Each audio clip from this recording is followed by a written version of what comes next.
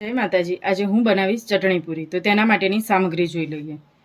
સેવ, રગડો, મસાલા સિંગ, લાલ મરચું પાવડર, ટમેટા, ધાણા ફુદીનાની ચટણી, ચાટ મસાલો, સંચર પાવડર, લીલા ધાણા, ખજૂર આંબલીની ચટણી, ડુંગળી સુધારેલી ઝીણી, ચણા, બટેકા, લસણની ચટણી અને શેકેલા જીરુંનો પાવડર।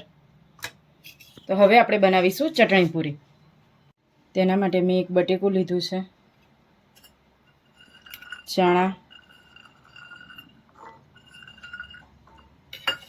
અને પાણીપુરીનો પાણી બનાવીએ અને જે પાણી ગાળ્યું હોય તેની ધાણા ફુદીનાવાળી પેસ્ટ,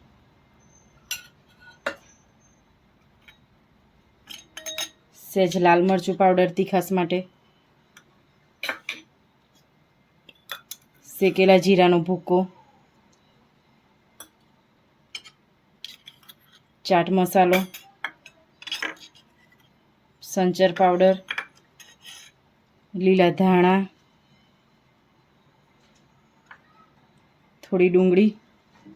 હવે આપણે બધી જ વસ્તુને મિક્સ કરી લઈશું। આપણે ચાટ મસાલો અને સંચર પાવડર નાખ્યું છે એટલે જ ચપટીક જ મીઠું એડ કરીશું અને બધી વસ્તુને મિક્સ કરી લઈએ। હવે આપણે ચટણી પૂરી બનાવી લઈશું। હવે આપણે પૂરીમાં મસાલો એડ કરીશું, ચણા બટાકાનો,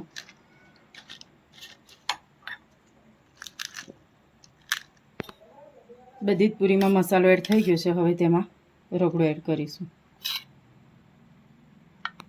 આપણે રગડો અને ચણા બટાકા મિક્સમાં ચટણી પૂરી બનાવીએ છીએ।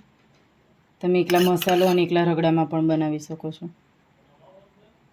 અને રગડાની રેસીપી અમારા યુટ્યુબ ચેનલમાં આપેલી જ છે। હવે તેના ઉપર આપણે ગ્રીન ચટણી એડ કરીશું,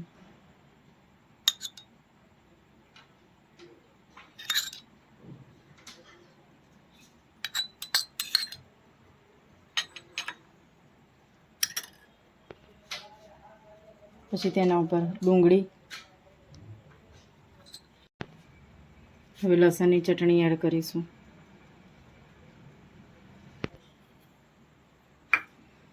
થોડું સંચર પાવડર એડ કરીશું, થોડો ચાટ મસાલો એડ કરીશું, પછી તેના ઉપર આપણે ટમેટા એડ કરીશું,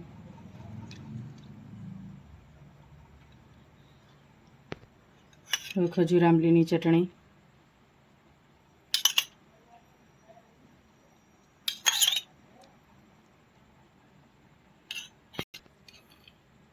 મસાલા સિંગ, સેવ। ચટણી પૂરીમાં સેવ બહુ સરસ લાગે છે એટલે આપણે વધારે એડ કરીશું, લીલા ધાણા અને ઉપરથી થોડી ચટણી એડ કરીશું। તો તૈયાર છે અમારી ચટણી પૂરી। તો તમને અમારી રેસીપી કેવી લાગી તે જરૂરથી કોમેન્ટમાં કહેજો। લાઈક કરો, શેર કરો અને સબસ્ક્રાઈબ કરો। જય માતાજી।